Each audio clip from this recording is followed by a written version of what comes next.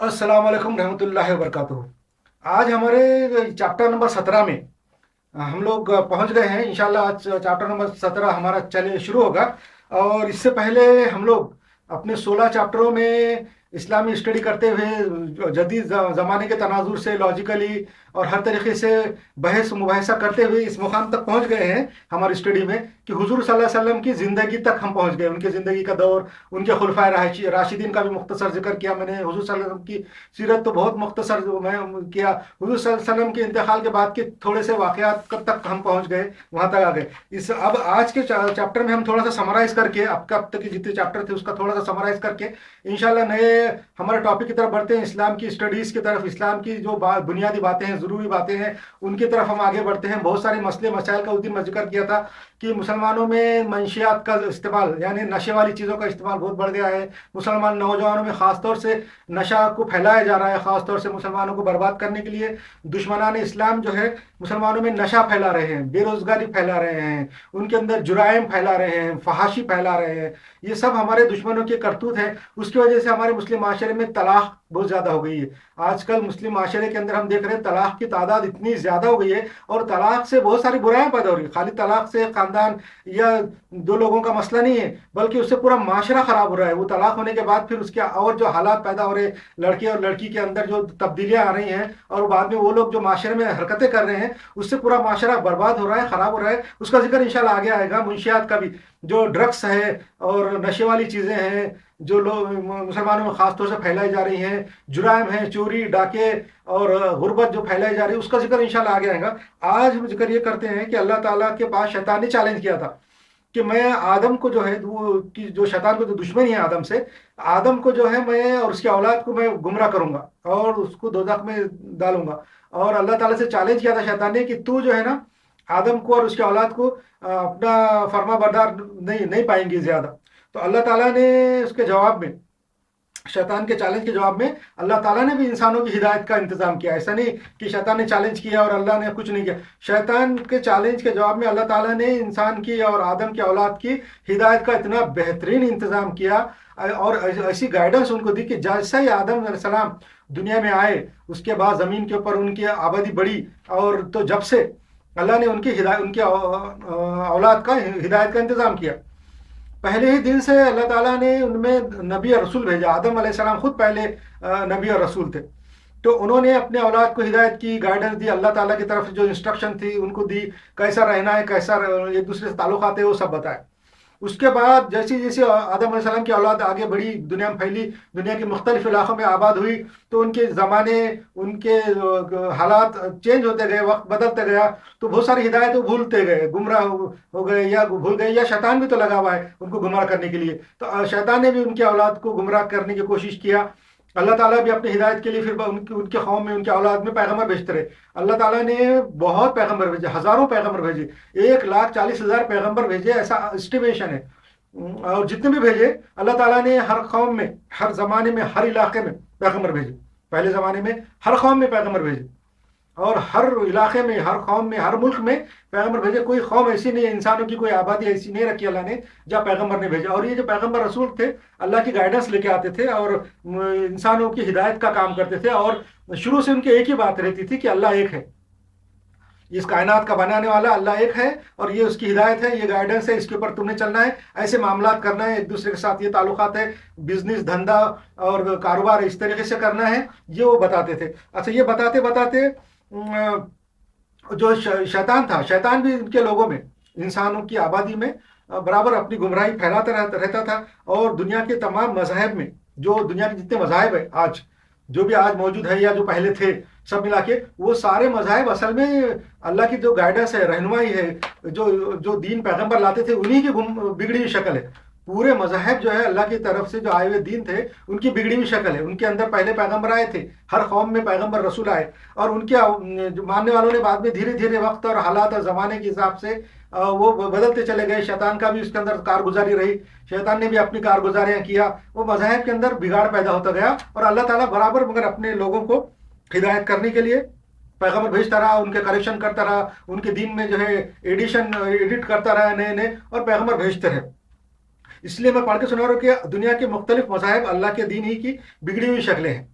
दुनिया के मुख्तलिफ मज़ाहब की किताबों की कोई ऑथेंटिसिटी नहीं है। ये मैं समराइज कर रहा हूँ। इससे पहले मैं बता दिया था कि दुनिया के जितने भी मज़ाहब है उनकी कोई ऑथेंटिसिटी नहीं है कि वो ऑथेंटिक है या अभी जो अपनी हालत में है, वो किसने लिखा, कब लिखा, कैसी लिखी गई, उसमें कितना हिस्सा बाकी है, कितना भूल गए, ये इसके बारे में कोई गारंटी नहीं है। बल्कि वो उन मज़ाहब के मानने वाले खुद ये मानते हैं कि हमारी किताबों में तब्दीली आ गई है, हमने बहुत सारी बातें भूल गई है और इनको किसने और कब किस ज़माने में लिखा नहीं मालूम है, बस खाली अंदाजे उनके बारे में है। इसका मतलब है दुनिया की जितने भी मज़हब है उनके जो किताबें हैं उसकी कोई अथेंटिसिटी नहीं है कि ये कब लिखी है। सिर्फ इस्लाम एक ऐसा मज़हब है जिसके हिदायत, उसकी रहनुमाई, उसकी जो गाइडेंस है कुरान, उसके बारे में पक्की अथेंटिसिटी के साथ है कि ये पहले दिन से जैसी की वैसी हालत में है। गैर मुस्लिम भी मानते हैं इसको, इस्लाम के दुश्मन भी इस बात को मानते हैं कि कुरान शरीफ अपनी असली हालत में है, मौजूद है। और बाकी दुनिया के जितने मज़हब है उनकी कोई भी किताब के बारे में उनके खुद मानने वाले ये मानते हैं कि ये इसकी कोई गारंटी नहीं है इसकी ऑथेंटिसिटी की। बल्कि आज जितनी भी किताबें मौजूद हैं वो उनके अंदर सब में तफावत भी नजर आती है दूसरे मजहबों की। तमाम मज़ाहिब में शैतान ने फहाशी और गुमराही और शिर्क भर दिया है। जितने भी मजहब है दुनिया के इस्लाम के अलावा, उसके अंदर शैतान ने जो है ना गुमराही, फहाशी और शिर्क भर दिया। शिर्क यानी एक से ज्यादा अल्लाह को मानने का तस्वुर, एक से ज्यादा लोगों के दिल में शैतान ने ऐसे वसवसे पैदा किया कि तो शैतान वसवसे पैदा कर सकता है और इंसान का हाथ पकड़ के कुछ नहीं कर सकता। उसके अंदर ये ताकत नहीं है कि इंसान के अंदर हाथ पकड़ के आगे चले, ज़ॉम्बी बना दे इंसान के अंदर। जब ज़ॉम्बी बन के उसके खाली वसवसे उसके दिमाग में ला सकता है, वो काम कर सकता है और हाथ से नहीं करा सकता। इसलिए शैतान ने जितने मजहब है जो बाकी पहले के मजहब थे इस्लाम के अलावा, सब में गुमराही, शिर्क, फहाशी और ये सारी चीजें भर के रख दिया है शैतान ने। गुमराही उनके अंदर से निकलती है। कोई भी मजहब दुनिया का देखो जाके इस्लाम के अलावा कि उसके मानने के वालों के अंदर गुमराह लोग और कितने ज्यादा है। बल्कि दुनिया के जितने भी मज़ाहिब हैं इस्लाम के अलावा, उनके मानने वालों ने खुद अपने मजहब की धज्जियां उड़ाई, अपने मजहब की गलतियां पकड़ी, अपने मजहब के पोल खोल दिए, अपने मजहब की किताबों में से गलतियां और तफावत निकाली उनके मजहब के मानने वालों ने और अपने मजहब की धज्जियां उड़ा दी।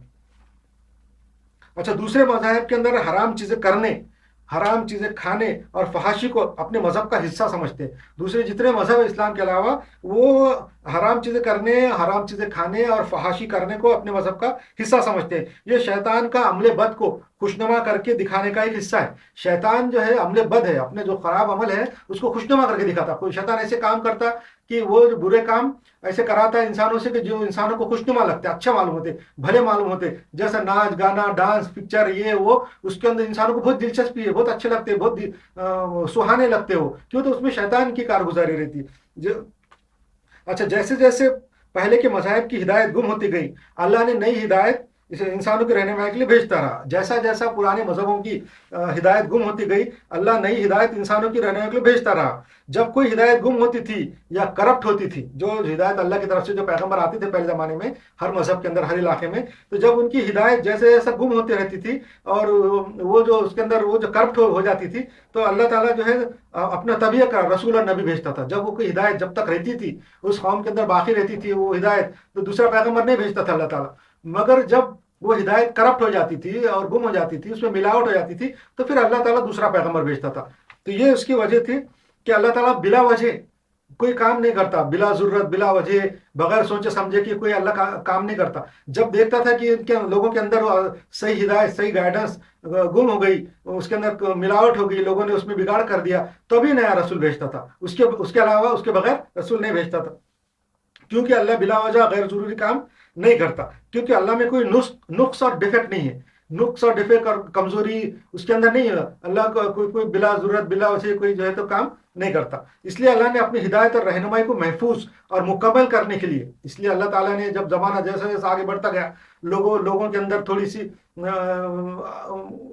क्या बोलिए अकल आती गई, जैसा ज़माना चेंज होता गया, मॉडर्न होते गए, तो एक ज़माना ऐसा आया कि अल्लाह ताला ने अब ये किया कि अपनी हिदायत और अपनी जो रहनुमाई है उसको करप्ट होने से बचा लिया। इससे पहले के जितने भी मजहब थे उनकी हिदायत और अल्लाह की गाइडेंस है करप्ट हो जाती थी। तो अब अल्लाह ने ये किया कि अपनी हिदायत और गुमराही, अपनी रहनुमाई को करप्ट नहीं होने देना है, उसकी हिफाजत करने का खुद जिम्मा लिया। अल्लाह ताला ने इस्लाम की और कुरान की हिफाजत का खुद जिम्मा लिया कि इसको मैं करप्ट नहीं होने दूंगा, इसको महफूज रखूंगा। और इसके लिए अल्लाह ताला ने हिदायत और रहनुमाई को महफूज और मुकम्मल करने के लिए अपने आखिरी रसूल حضرت محمد مصطفیٰ صلی اللہ علیہ وسلم کو مکہ میں بھیجا، مکے میں اپنے آخری رسول کو بھیجا، آخری نبی کو بھیج دیا، یہ کر کے کہ اپنی ہدایت، اپنی رہنمائی اب یہ جو ہے نا کرپٹ نہیں ہوں گی، اب یہ بالکل محفوظ رہیں گی، اور یہ میری ہدایت اور جو رہنمائی ہے قرآن ہے وہ مکمل ہے اور محفوظ ہے۔ اب محفوظ کا مطلب یہ ہے کہ اب اس میں ملاوٹ نہیں ہوں گی اور اس میں کوئی کرپشن نہیں ہوگا، تو اب وہ محفوظ جو رہیں گے وہ آخری اس لیے کہ وہ ابھی آخرت تک ہے۔ اب یہ اس سے پہلے جو بیچتے گئے کرپٹ ہوتی گئی، تو وہ ہمیشہ کے لیے نہیں تھی، اپنے اپنے علاقے، اپنے زمانے اور اپنے لوگوں کے لیے رہتی تھی پہلے کی ہدایت، مگر حضور صلی اللہ علیہ وسلم کو جو اللہ نے اپنا رسول بنا کے بھیجا وہ پورے دنیا کے انسانوں کے لیے بھیجا، سب کے، پورے دنیا میں جتنے بھی انسان ہیں سب کے لیے اپنا رسول اور پیغمبر بنایا۔ پہلے کے پیغمبر صرف اپنے اپنے زمانے کے اور اپنے اپنے قوم کے لوگوں کے لیے رہتے تھے، اور حضور صلی اللہ علیہ وسلم پورے دنیا کے لیے، دنیا کے ہر قسم کے انسانوں کے لیے، افریقہ کے لوگوں کے لیے بھی، یورپ کے لوگوں کے لیے بھی، ایشیا کے لوگوں کے لیے بھی، اور پوری دنیا میں جتنے انسان ہیں ان کے لیے ان کو رسول و پیغمبر بنایا، ان کی ہدایت، ان کی گائیڈنس جو قرآن ہے اس کو جو ہے نا اپنے آخری اور محفوظ ترین بنایا کہ سب سے محفوظ، اور کبھی خراب نہیں ہوں گی، کبھی کرپٹ نہیں ہوں گی۔ اس کے ثبوت میں نے پچھلے چیپٹروں میں دیا کہ وہ قرآن جو ہے ابھی بھی 1440 سال کا جیسا کا ویسا رکھا ہوا ہے، سارے غیر مسلم مانتے کہ وہ قرآن وہی ہے، ویسا کا ویسا رکھا ہوا ہے، سب مانتے۔ تو اللہ تعالیٰ کی جو قرآن ہے، جو ہدایت ہے وہ مکمل ہے اور سب کے لیے آخری زمانے تک ہے، یعنی دنیا کے ختم ہونے تک کے لیے وہ ہدایت اور رہنمائی کا حصہ ہے۔ اور اب اس کے بعد کوئی رہنمائی ہدایت کی ضرورت نہیں ہے، کیونکہ جب تک اللہ تعالیٰ ہدایت اور رہنمائی کب بھیجتا تھا؟ جب پہلی ہدایت کرپٹ ہو گئی یا گم ہو گئی یا اس میں ملاوٹ ہو گئی، جب بھی پیغمبر اور رسول بھیجتا تھا یا ہدایت بھیجتا تھا۔ اب ہماری کتاب کے بارے میں خود اللہ نے کہہ دیا کہ اس کو میں نے نازل کیا اور میں اس کی حفاظت کروں گا، اور آج ہم دیکھ رہے ہیں پچھلے 1440 سال سے کہ ہماری جو قرآن ہے وہ جیسی کو ایسی اصلی حالت میں موجود ہے، حدیث، حضور کی احادیث ہے جس کو حدیث بولتے ہیں، وہ بھی جیسی کو ایسی حالت میں موجود ہے، اسلام جو ہے وہ جیسا کا ویسا موجود ہے، اصلی حالت میں موجود ہے۔ اس کا مطلب اب کوئی دوسرے گائیڈنس کی، دوسرے پیغمبر کی، دوسرے رسول کی ضرورت نہیں ہے، کیوں تو پہلا کرپٹ نہیں ہوا، جب تک پہلا کرپٹ ہوگا نہیں جب تک دوسری ہدایت نہیں آئیں گی۔ اب اس کا مطلب قرآن اور حدیث اور اسلام قیامت کے دن تک، دنیا کے آخری دن تک بھی جیسے کوئی حالت میں رہنے والے ہیں۔ اس کا مطلب حضور صلی اللہ علیہ وسلم آخری پیغمبر ہے، آخری گائیڈنس قرآن ہے۔ اس لیے اللہ تعالیٰ نے آخری رسول حضرت محمد مصطفیٰ صلی اللہ علیہ وسلم نے نہ صرف اس ہدایت کو، اللہ کی ہدایت رہنمائی کو لوگوں تک صحیح صحیح پہنچایا، بلکہ اس میں رہنمائی پر خود عمل کر کے دکھایا۔ حضور صلی اللہ علیہ وسلم نے جو اللہ کی جو ہدایت تھی، گائیڈنس تھی، جو ان کے پاس آئی تھی، اس کو جو ہے نا لوگوں تک صحیح صحیح پہنچایا، نہ صرف لوگوں تک صحیح صحیح پہنچایا بلکہ اس پہ خود عمل بھی کیا، خود سے عمل بھی کیا، اور لوگوں وہ عمل کو، وہ ہدایت کو لوگوں پہ نافذ کر کے دکھایا، ایک معاشرہ بنایا، ایک سوسائٹی بنایا حضور صلی اللہ علیہ وسلم نے، اور اس اللہ کی ہدایت اور گائیڈنس کو سوسائٹی پہ نافذ کیا، لاگو کر کے دکھایا، اور رہنے کو معاشرے میں نافذ کر کے دکھایا، اور اپنے ماننے والوں سے یہ کہا کہ تم جو ہے نا میرے بعد اس رہنمائی کو اپنے معاشرے میں نافذ کرنا۔ حضور صلی اللہ علیہ وسلم نے یہ اللہ کی جو رہنمائی ہے، گائیڈنس ہے، اس پہ خود عمل کیا، اس کو لوگوں کے اوپر نافذ کر کے دکھایا، ایک پاک اور پاکیزہ معاشرہ بنایا۔ ایک ایسے لوگ، ایسے عربی لوگ جو گمراہ تھے، مشرک تھے، ایک سے زیادہ اللہ کو مانتے تھے، اللہ کو بھی مانتے تھے اور دوسرے بزرگان دین کو بھی مانتے تھے، ان کو جو ہے تو ایک اللہ کی عبادت پہ لایا، ایک اللہ کو ماننے والا بنایا، اور وہ ایک اچھا پاکیزہ معاشرہ بنایا۔ ان عرب لوگوں میں جو برائیاں، جرائم اور برائیاں تھیں وہ ساری ختم کر کے ان کو ایک پاکیزہ معاشرہ بنایا اللہ کی ہدایت سے۔ اور حضور صلی اللہ علیہ وسلم نے یہ فرمایا مسلمانوں سے کہ میرے بعد تم یہ ہدایت کے اوپر، گائیڈنس کے اوپر چلنا، قرآن اور حدیث پہ چلنا، اور لوگوں کے اندر، یہ معاشرے میں، اپنے سوسائٹی میں یہ جو اللہ کی ہدایت کو لاگو کرنا، نافذ کرنا، یہ حضور صلی اللہ علیہ وسلم نے یہ فرمایا۔ یہ رہنمائی اور ہدایت اسلام اور قرآن اور حدیث ہے۔ یہ اللہ تعالیٰ کی جو ہدایت ہے، رہنمائی ہے، گائیڈنس کیا ہے؟ یہ ہدایت اور قرآن اور حدیث ہے۔ دنیا کے تمام مذاہب میں صرف اسلام کے پاس ہی اللہ کی رہنمائی اور ہدایت اپنی اصلی حالت میں ہے۔ دنیا کے جتنے مذہب ہیں، تمام مذاہب اسلام کو چھوڑ کے جتنے مذاہب ہیں، سب کے پاس، سب میں سے صرف اسلام کے پاس ہی اللہ کی جو ہدایت اور رہنمائی اور گائیڈنس ہے اپنی اصلی اور پیور حالت میں موجود ہے۔ باقی دوسرے مذہب کے اندر ملاوٹ کے ساتھ ہے، مگر اسلام کے اندر یہ پیور حالت کے اندر ہے، اور دوسری دنیا کی تمام مذاہب کی کتابوں میں تبدیل شدہ ہے۔ دوسری دنیا کی جتنی بھی مذاہب کی کتابیں ہیں وہ تبدیل ہو گئی، اس کے اندر کرپشن آ گیا، اس میں ملاوٹ ہو گئی، اس میں کمی زیادتی ہو گئی۔ دنیا کے تمام مذاہب نے، شیطان نے شرک بھر دیا۔ دنیا کے جتنے مذاہب ہیں اس میں شیطان نے جو ہے نا کچھ نہ کچھ شرک اللہ بھر دیا، اللہ کے تعلق سے شکوک و شبہات بھر دیے، ایک سے زیادہ اللہ کا تصور بھر دیا۔ تمام مذاہب کے ماننے والے نے خود، اور دنیا کے تمام مذاہب کے ماننے والے خود نے اپنے اپنے مذہب کی پول کھول دیے۔ دنیا کے جتنے مذاہب ہیں اسلام کے علاوہ، اس کے ماننے والوں نے خود نے اپنے اس دین کی اور اپنے مذہب کی पोल खोल दिया और धज्जा उड़ा दिया है। ये हम आज के ज़माने में देखते नेट के ऊपर, इंटरनेट पे दुनिया के हालात और दुनिया के दूसरे मुल्कों के जो मज़हब है उनकी स्टडी करते पता चलता कि उनके मानने वालों ने खुद अपने अपने मज़हब की गलतियाँ पकड़ी है, अपनी किताबों के अंदर की तफावत पकड़ी है, किताबों की, उनके मज़हब की किताबों में क्या क्या करप्शन और क्या क्या तब्दीलियाँ और क्या क्या गड़बड़ की हुई है वो उनके मज़हब के मालों ने खुद निकाल दिए। हम लोग किसी का मज़हब का नाम नहीं ले रहे, किसी कौम का नाम नहीं ले रहे, हमारा काम सिर्फ सही सही बात बताना है। अच्छा, खुले दिमाग और इंसाफ से दुनिया के सभी मजहब का अगर हम स्टडी करें, खुले दिमाग से और इंसाफ के साथ, किसी गैर जानिबदारी, कोई किसी की साइड नहीं लिए बगैर इंसाफ के साथ अगर पूरे दुनिया के तमाम मजहब का हमने अगर स्टडी किए, हमने अगर मुताला करेंगे तो ये बात साफ साफ मालूम हो जाएंगी कि सिर्फ इस्लाम जो है ना अपनी प्योर हालत में मौजूद है। इस्लाम की जो हिदायत है, कुरान है, हदीस है, और इस्लाम की जो रूह है, स्पिरिट है, वो अपनी सही हालत में मौजूद है। पूरी किताबें मौजूद है, कुरान मौजूद है, हदीस मौजूद है, और इस्लाम का जो पूरा जो तरीका है, कायदे कानून है, वो अभी प्योर हालत में मौजूद है। ये कैसा मालूम होता? पूरे दुनिया की इस्लाम, दुनिया के मजहबों की अगर हम गैर जानिबदारी के साथ, इंसाफ के साथ, और खुले दिमाग के साथ अगर स्टडी करेंगे तो ये पता चलता है कि सिर्फ इस्लाम के पास ही जो है अल्लाह की हिदायत और रहनुमाई प्योर हालत में मौजूद है। इंसान जो है, एक इंसान जो है दूसरे इंसान की नकल कर सकता है। कोई एक इंसान है, कोई आदमी है, कोई इंसान ही दूसरे की कर सकता। किसी इंसान ने फर्ज कर कोई काम किया, कोई कर सक रहा है, तो दूसरा इंसान भी वो काम कर सकता।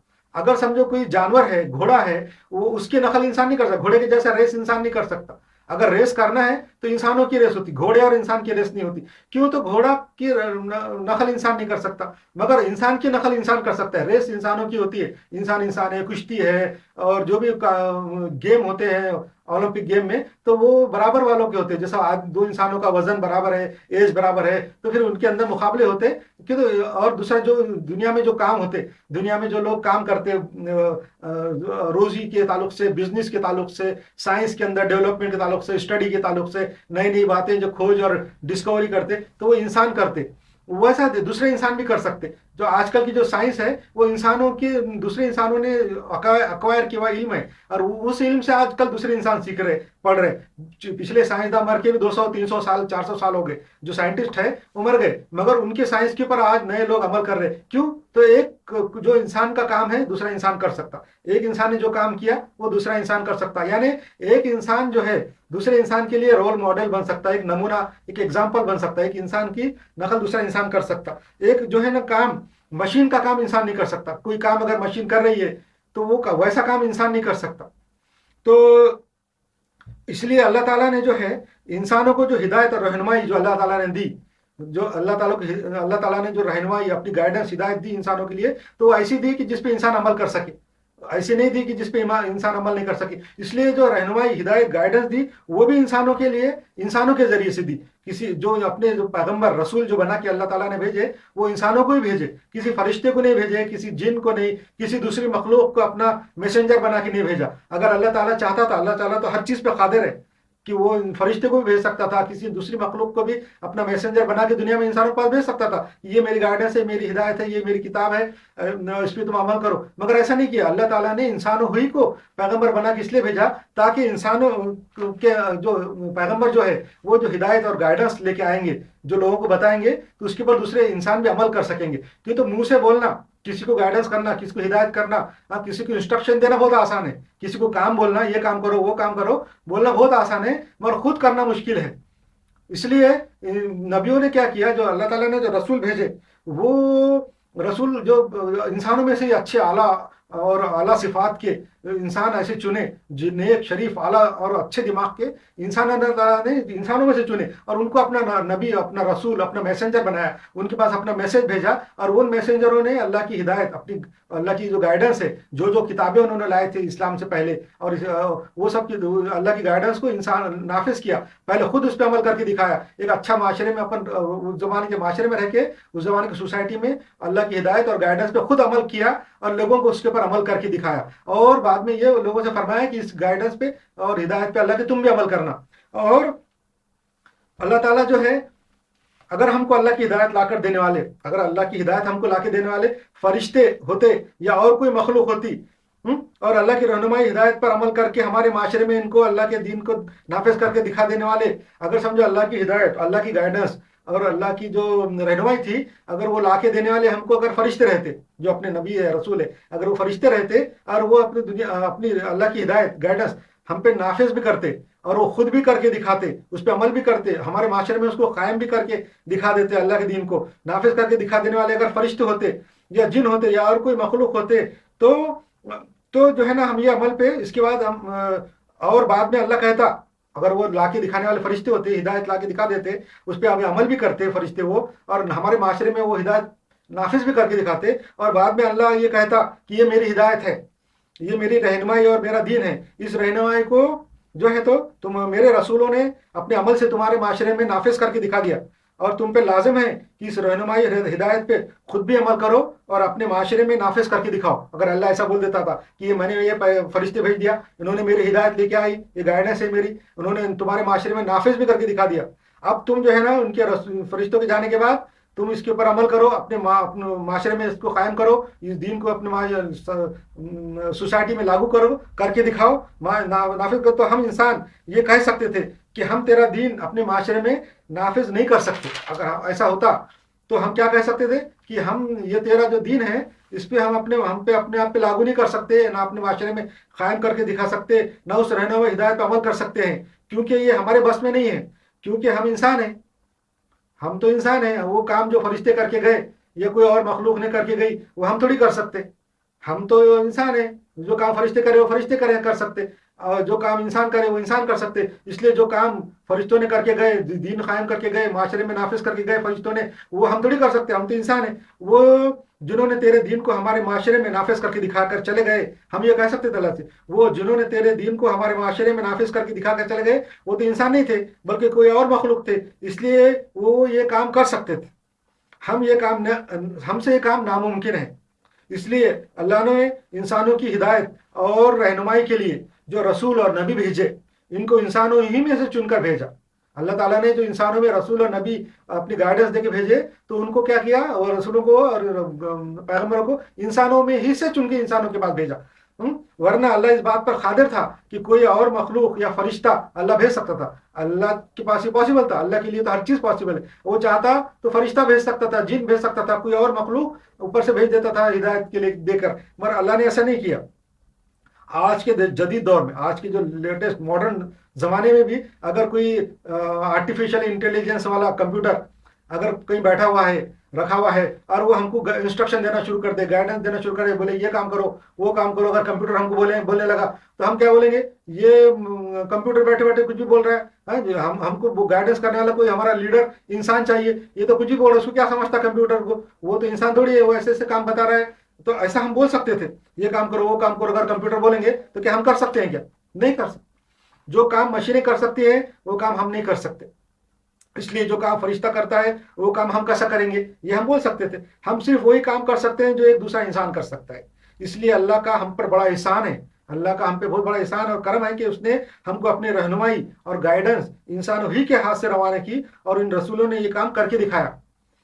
ہمارے پاس اللہ نے اپنا آخری رسول اور آخری نبی بھیجا جو مکہ میں ہے، حضرت محمد مصطفیٰ صلی اللہ علیہ وسلم کو آخری پیغمبر، آخری نبی اور آخری رسول اور آخری گائیڈنس دے کے بھیجا۔ قرآن شریف جو ہے ان کی آخری گائیڈنس ہے اور آخری ہدایت ہے جو اللہ نے ان کو دے کے بھیجا۔ اب جو ہے ہم لوگ حضور صلی اللہ علیہ وسلم کے زمانے تک آ گئے۔ اس سے پہلے میں نے تھوڑا سا ذکر کیا تھا، حضور صلی اللہ علیہ وسلم مکہ میں پیدا ہوئے۔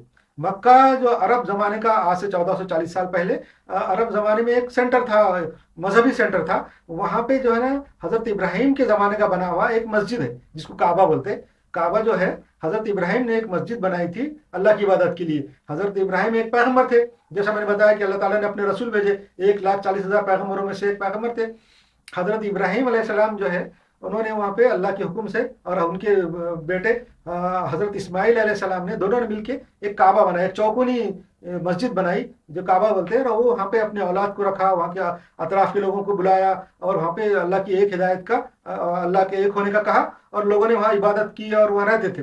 تو وہ معاشرہ بعد میں دھیرے دھیرے بگڑتا چلا گیا اور بعد میں اس میں شرک آ گیا۔ وہاں کے جو عربی لوگ تھے جو اطراف رہتے تھے، تو وہ لوگ پورے دنیا میں سفر کے واسطے جاتے تھے، تجارت کرتے تھے، کہ تو وہاں کی زمین میں ریت ہے، بارش نہیں ہوتی، صحرا اور ریگستان ہے، اور بعد میں اس لیے وہ لوگ تجارت کرتے تھے۔ ان کا کام تھا دنیا کے مختلف ملکوں میں جانا پیدل زمانے میں، نہ گاڑیاں تھی نہ کچھ تھے، اونٹ تھے، گھوڑے تھے، گدھے تھے، ان کے اوپر وہ جاتے تھے دور دور سے ملکوں سے، الگ الگ کنٹریز سے وہ لوگ مسالے، کپڑے، کھانے پینے کی چیزیں، اور یہ وہ سب چیزیں لاتے تھے، اور ان کا تجارت چلتی تھی، تو پورے دنیا کے اندر گھومتے تھے اس زمانے میں، جو نون دنیا تھی، افریقہ کا کچھ حصہ معلوم تھا، ایشیا کا کچھ حصہ معلوم تھا، چین ان کو معلوم تھا، چائنا، رشیا کا کچھ حصہ ان کو معلوم تھا، یورپ کا کچھ حصہ ان کو معلوم تھا، اتنی جگہ پہ وہ گھومتے تھے، دور دراز سے چیزیں لاتے تھے، بیچتے تھے۔ اس زمانے کے اندر جو ہے ایران، جس کو فارس بولتے، پرشیا، وہاں پہ ایک حکومت تھی، اور یونان اور روم، وہاں پہ ایک حکومت تھی، دو حکومتیں بہت پاورفل تھی، وہ اس زمانے میں سفر ہوتا تھا، اور حضور صلی اللہ علیہ وسلم جو پیدا ہوئے مکے میں، وہاں عربی لوگ رہتے تھے، تو عربی لوگ پورے دنیا میں گھوم کے، عربی لوگ جو تھے حضرت ابراہیم علیہ السلام کی اولاد ہے، تو وہ لوگ جو ہے دھیرے دھیرے گمراہ ہوتے چلے گئے، ان کے اندر شرک ایسا آیا کہ وہ پوری دنیا میں گھومتے تھے، اور انہوں نے پھر دیکھا کہ دنیا کے مختلف لوگ الگ الگ جگہوں پہ بتوں کی پوجا کر رہے ہیں، ان کے اندر جو نیک لوگ ہوتے تھے پہلے زمانے میں، جو اچھے لوگ ہوتے تھے، ان کی بھی مجسمے بنا لیے ہیں، مورتیاں بنا لیے ہیں، اور ان کی پوری عبادت کر رہے ہیں، تو پھر عربی لوگوں نے بھی پھر اپنے قوم کے جو اچھے لوگ تھے، اللہ کو تو ایک مانتے تھے، عربی لوگ اللہ کو ایک مانتے تھے، کہ تو حضرت ابراہیم علیہ السلام کی اولاد ہونے کی وجہ سے ان کا جو انسٹرکشن تھا، ان کے پاس جو دین تھا، وہ کائنات کا اللہ ایک مانتے تھے، اللہ سب سے بڑا ہے، اللہ کو ہی مانتے تھے پورے کائنات کا بنانے والا، مگر باقی کے جو لوگ تھے اپنے میں، جو بزرگان دین تھے ان کے بھی انہوں نے مجسمے بنا لیے تھے، جنہوں نے ان کے لیے اچھے کام کیے تھے، جو نیک شریف لوگ تھے، جو ان کی علاج معالجے کرتے تھے، ان کے تعویذ کرتے تھے، گنڈے کرتے تھے، بیمار ہونے کے بعد تعویذ پھونکتے تھے، ان کے بعد جھاڑ پھونک کرنے والے، ایسے سارے لوگوں کے جو ہے نا انہوں نے مجسمے بنا لیے تھے، اور ان کی عبادت کرتے تھے، اور اس کے اطراف قبیلے آباد تھے مکے کے اطراف، تو ہر ایک قبیلے کا ایک ایک جو ہے نا بت تھا، ہر ایک قبیلے کا ایک ایک بزرگ تھا جس کے انہوں نے مجسمہ بنا لیے تھے، تو وہ سارے مجسموں کو جمع کر کے 360 بت انہوں نے کعبے کے اندر رکھ دیے تھے، کعبے کی جو مسجد تھی اس کے اندر رکھ دیے تھے، اور اللہ کی بھی عبادت کرتے تھے، وہ مجسموں کی بھی عبادت کرتے تھے، اور یہ سمجھتے تھے کہ ہمارے بزرگان دین، وہ ان کی ہم جو ان کی واسطے کچھ عبادت کریں گے، ان کو کچھ چڑھائیں گے، ان کو نظر نیاز کریں گے، تو وہ لوگ بھی خوش ہو جائیں گے، اور اللہ سے ہماری سفارش کریں گے، وہ تو اللہ کو مانتے تھے عربی لوگ، وہ سمجھتے تھے کہ یہ بزرگان دین جو ہے نا اللہ سے ہماری سفارش کریں گے، کرنے والا وہ اللہ کو ہی مانتے تھے، عربی لوگ جو ہر چیز کا کرنے والا ذات اللہ ہی کو مانتے تھے، مگر وہ بزرگان دین کو جو کعبے کے اندر ان کے بت تھے، ان کو بھی یہ سمجھتے تھے کہ یہ اللہ کے مقرب ہیں، قریبی ہیں، اگر ہم ان کو چڑھائے نظر نیاز کر کے خوش کریں گے تو یہ سفارش کریں گے، اور ہمارے سب کام، تو اس طریقے سے وہ ان میں شرک شیطان نے بھر دیا تھا، اور یہ 360 بت تھے جو کعبے کے اندر تھے، اور عربی لوگوں کو مشرک کہا ہے اللہ تعالیٰ نے قرآن شریف میں، اور حدیثوں میں یہ آیا ہے کہ وہ جو عربی لوگ تھے وہ مشرک تھے، یہ اتنا ہونے کا اللہ کو ایک ماننے کے باوجود بھی وہ لوگ اللہ کو ایک مانتے تھے، اور وہ جو اندر کے بت تھے ان کو اللہ نہیں مانتے تھے، پھر بھی ان کو مشرک کہا ہے، تو یہ تھے حضور کے زمانے کے حالات۔ حضور صلی اللہ علیہ وسلم وہاں اچھے شریف خاندان میں پیدا ہوئے، قبیلہ قریش کے اندر، اور قبیلہ قریش کی ایک شاخ بنو ہاشم کے اندر پیدا ہوئے۔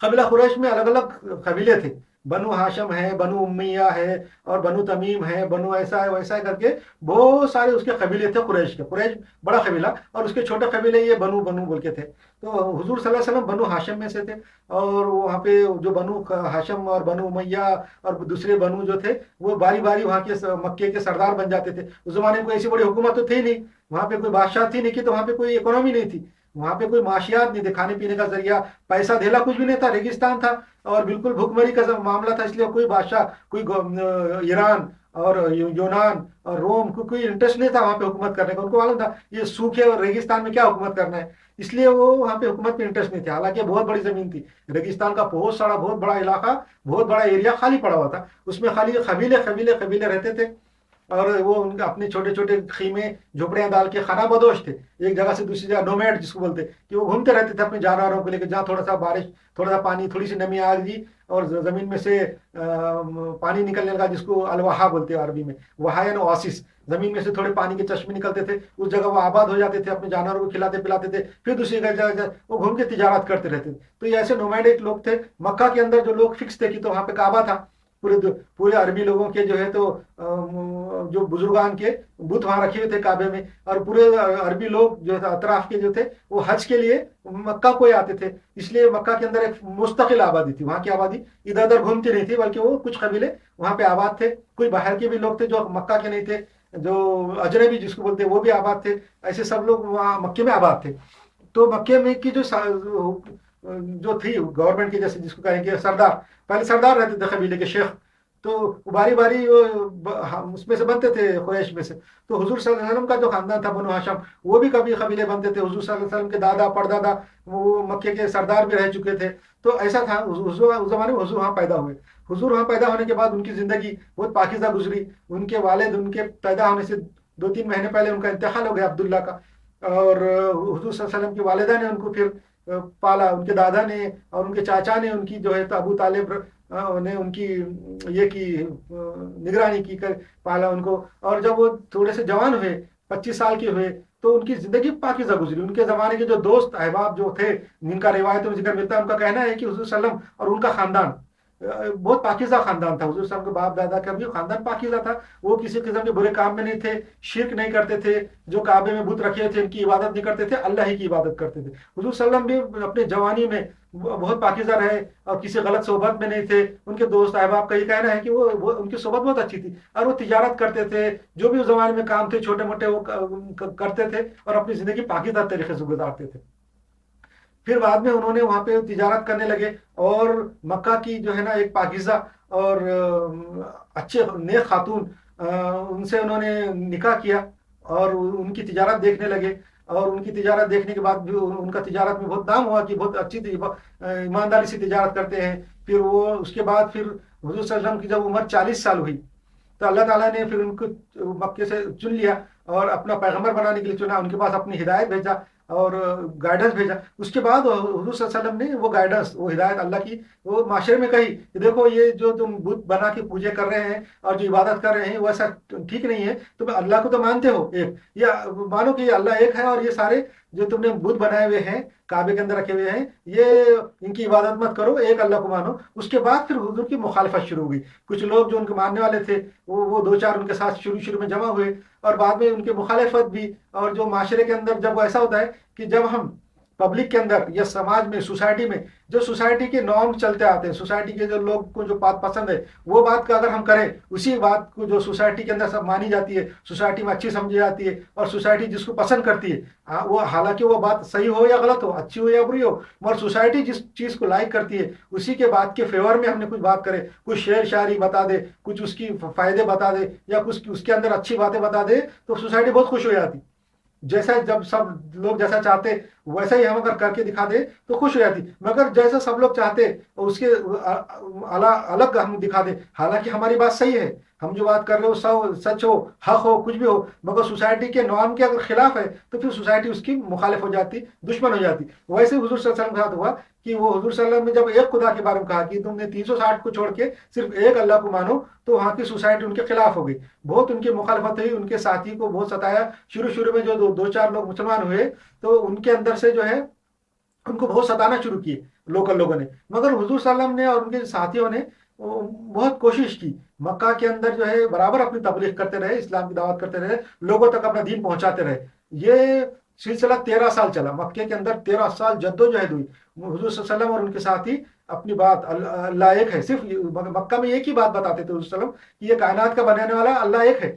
یہ جو 360 تم نے جو بت رکھے ہوئے ہیں, جو بزرگان دین کے جو مجسمے تم نے بنا کے کعبے میں رکھے ہوئے ہیں, ان کی عبادت مت کرو, تم صرف اللہ کی عبادت کرو. یہ بات صرف 13 سال تک مکے میں بتاتے رہے اور یہ بات کو جو مانتے تھے وہ مسلمان بن جاتے تھے, حضور کے ساتھی ہو جاتے تھے اور حضور کے ساتھ رہتے تھے اور سب مل کے مکے میں اپنی بات پھیلاتے تھے. اور مکے کے جو لوگ تھے اس زمانے میں جو اس کے خلاف تھے, یہ بات نہیں مانتے تھے, وہ ان کے دشمن تھے, ان کے خلاف ہر قسم کی سازش کرتے تھے. کسی قسم کی سازش اور ان کے خلاف جو ہے تو پلاننگ اور ان کو مسلمانوں کو جو ہے ستانے کے لیے کوئی حربہ کوئی ٹیکنیک ایسی نہیں چھوڑتے تھے وہ لوگ کہ وہ جس سے مسلمانوں کو اور اسلام کو نقصان پہنچے. جب بھی وہاں بازار لگتے تھے اور بڑے بڑے ایگزیبیشن ہوتے تھے اس زمانے میں, اس کے اندر جا کے مسلمانوں کی اور حضور صلی اللہ علیہ وسلم کی برائیاں کرتے تھے اور جھوٹ بتاتے تھے. ان کے اوپر حضور کے اوپر شاعر ہونے کا, مجنون ہونے کا, دیوانہ ہونے کا اور اثر ہو جن اور بھوت کا اثر ہونے کا ہر قسم کے الزامات انہوں نے لگائے. پیسوں کی بھی لالچ دی کہ ہم آپ کو سردار بنا دیں گے, ہم یہ کریں گے وہ کریں گے, ہر قسم کے لالچ دی. مگر 13 سال تک بہت تکلیف کے اندر رہنے کے بعد تقریباً 150 لوگ مسلمان بنے وہ مکی کی آبادی میں. میرے حساب سے اس زمانے میں 10,000 کی آبادی ہوں گی مکے کی. 10,000 तो होंगे कम से कम, उसमें से सिर्फ 150 लोग मुसलमान बने, हुजूर के साथ रहे और वो तकलीफें बर्दाश्त की। वो तकलीफें इतनी ज़्यादा थी, इतनी ज़्यादा सताते थे, उनको नौकरियों से निकाल देते थे। जो अगर पता चलता कि फला मुसलमान हो गया, फला इस्लाम हो गया, अपने पास से उसको फारिग कर देते थे, खाने पीने का उसके ऊपर बायकाट कर देते थे, उससे ताल्लुकात ख़त्म कर देते थे, उससे रिश्तेदारी ख़त्म कर देते थे, यहाँ तक कि उनको सजाएं देते थे, कत्ल करते थे। बहुत से लोगों को, मुसलमानों को उन्होंने कत्ल भी किया। और एक ज़माना ऐसा आया कि हुजूर को और हुजूर के साथियों को एक जंगल में, एक पहाड़ी के अंदर कैद कर दिया। शाह अबी तालिब नाम की है मक्के में पहाड़ी, उसमें कैद कर दिया। वो पहाड़ी ऐसी थी, वो जंगल ऐसा था, बिल्कुल सूखा, बिल्कुल रेगिस्तान। उसके अंदर बड़े मुश्किल से घास आती थी, कुछ पत्ते आते थे। बस ये लोग अपनी बकरियां ये वो लेके वहां कैद हो गए और उसका तरफ पहरा लगा दिया। अपने लोग लगा दिए कि कोई चीज़ अंदर ना जाए, ना खाने पीने की चीज़ें, ना दवाएं, ना किसी किस्म की मदद अंदर जाए, ना कोई चीज़ बाहर आए। ऐसा 3 साल तक वहाँ कैद रहे। वहाँ पे बहुत नुकसान हुआ, बहुत बीमार आए, बहुत मुसलमान को नुकसान हुआ, हुजूर के चहेते लोगों का इंतकाल हुआ। ना किसी किस्म की दवा थी, ना किसी किस्म का खाना था। उनको मुश्किल हुई खाने पीने में, भूखे रहने लगे, सूखे पत्ते और चमड़े तक जला जला के खाने की नौबत आ गई। तो ये 3 साल तक शोब अबी तालिब ने हुजूर को कैद किया। उसके बाद अल्लाह ताला ने वहाँ से उनको राहत दी, फिर भी मक्का में रहे। मक्का में भी हुजूर को कत्ल करने की साजिश हुई, काफिरों ने उनको, वहाँ के जो मक्का के लोग थे, उन्होंने कत्ल करने के लिए साजिश की, हर किस्म की साजिश। और उसके बाद क्या हुआ कि जो दीन की जो बात थी, इस्लाम की बात थी, वो धीरे धीरे धीरे वो अरब मुल्कों में पहुंचने लगी, अरब के इलाके में, मक्के से बाहर भी पहुंचती रही। हालांकि 13 साल मक्का में रहे।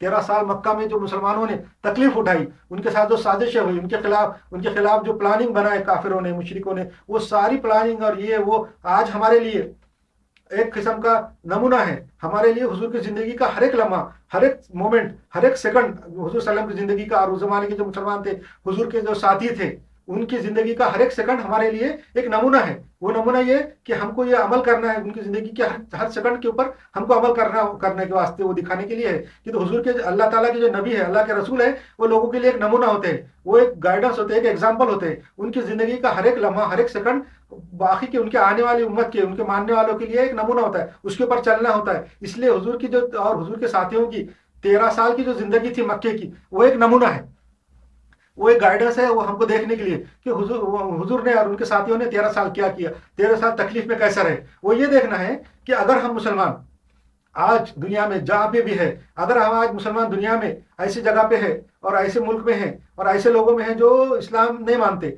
जो मुसलमानों के इस्लाम के दुश्मन हैं, और वैसे ही है जैसा मक्का के जो लोग थे, मक्का के लोगों का जो ताल्लुक जो मुसलमानों के साथ था, वैसे है। तो आज हमको ऐसा रहना चाहिए जैसा हुजूर सल्लल्लाहु अलैहि वसल्लम और उनके साथी मक्का में रहते थे। मक्का में जो हुजूर सल्लल्लाहु अलैहि वसल्लम और उनके साथियों का जो क्या बिहेवियर था, कैसे रहते थे, वैसे हमको जिंदगी गुजारना चाहिए। किस कंडीशन में? जब हम मगलूब हैं, जब हमारे ऊपर कुफार और मुशरिकीन का गलबा है, ऐसा रहना चाहिए। उसके बाद जब हुजूर सल्लल्लाहु अलैहि वसल्लम की दावत जो मक्के के बाहर पहुंची, निकली, तो मदीना एक सिटी है, उस जमाने में यसरब उसको कहते थे, यसरब। यसरब में, मदीना शरीफ में वो बात पहुंची, वहाँ के लोगों को बात सही लगी। वहाँ के लोग जो थे मक्का के, मदीने के, वहाँ पे यहूदियों की भी कबीले आबाद थे और अरबों के भी आबाद थे। तो यहूदी जो है इस्लाम से पहले की कौम है, जैसा मैंने बताया, हजरत मूसा अलैहिस्सलाम के मानने वाले हैं। उनके पास एक बात किताबों में लिखी हुई है कि हम एक रसूल आए, आखिरी पैगम्बर आने वाले हैं, एक आखिरी रसूल आएंगे जो अपनी सही बात पहुंचाएंगे, और वो उनके साथ अगर जो भी साथ देगा उसकी फतेह और कामरानी होंगी। मदीने के अंदर जो अरबी रहते थे उस जमाने में, उनकी जो है ना एक दूसरे से लड़ाई होती रहती थी, अलग अलग लोगों से लड़ाई होती रहती थी, अरबों से भी होती थी, यहूदियों से भी होती थी, झड़पें होती रहती थी। तो जब लड़ाई होती थी, झगड़ा होता था यहूदियों का किसी से, तो वो लोग ये नाम ये बोलते थे कि हम वो आखिरी नबी को मानेंगे, आखिरी नबी जब आएगा तो हम उसको मान लेंगे, और जब वो आ जाएगा तो हम जीत जाएंगे, हमारी फतेह हो जाएगी, ये बोल के वो डराते थे यहूदी लोग। तो ये मदीने के लोगों को, अरबों को मालूम था कि आखिरी नबी आने वाले हैं, और यहूदी उनको मान लेंगे, और फिर बाद में वो मान जाएंगे, तो फिर वो उनकी फतेह हो जाएंगे और वो जीत जाएंगे और कब्जा हो जाएगा उनका। तो जब उन्होंने सुना कि मक्का में एक नबी आए हैं और रसूल आए हैं और उनकी गाइडेंस है, तो वो मदीने के लोगों ने हुजूर सल्लल्लाहु अलैहि वसल्लम के पास क्या बोलेंगे, मैसेज भेजा कि हम आपको मानते हैं, हम आपको मानेंगे और आपके दिन पे। तो वहाँ पे एक बैत हुई और वो बैत करके वो लोगों ने हुजूर सल्लल्लाहु अलैहि वसल्लम के नाम से वो इस्लाम को कबूल किया, और इस्लाम सीख के मदीना गए, मदीने के अंदर बात बताई, मदीने के और लोगों ने माना, और बाद में हुजूर सल्लल्लाहु अलैहि वसल्लम को मैसेज भेजा कि आप मदीना आ जाइए, हम आपको मान लेंगे। तो हुजूर सल्लल्लाहु अलैहि वसल्लम अल्लाह की रहनुमाई से, अल्लाह की गाइडेंस में, अल्लाह की इंस्ट्रक्शन से मक्का से मदीना चले गए, जिसको हिजरत बोलते हैं। हिजरत यहाँ से हिजरी साल शुरू हुआ, जो इमिग्रेशन हुआ उनका, जो माइग्रेशन किए हुजूर सल्लल्लाहु अलैहि वसल्लम ने मक्का से मदीना, मदीना पहुंचने के बाद वहाँ के लोगों ने, अरबी लोगों ने जल्दी से उनको मान लिया। इससे पहले कि यहूदी उनको मान के फतेह काम और जीत जाए, इससे पहले वो वहाँ के अरबी लोगों ने हुजूर सल्लल्लाहु अलैहि वसल्लम को मान लिया, इस्लाम कबूल कर लिया, और हुजूर सल्लल्लाहु अलैहि वसल्लम और दीन, मुसलमान जो थे मुशरिकों के चंगल में से निकल गए, मुशरिकों के कंट्रोल में से निकल गए और मदीने में एक आज़ाद रहने लगे, एक आज़ाद एक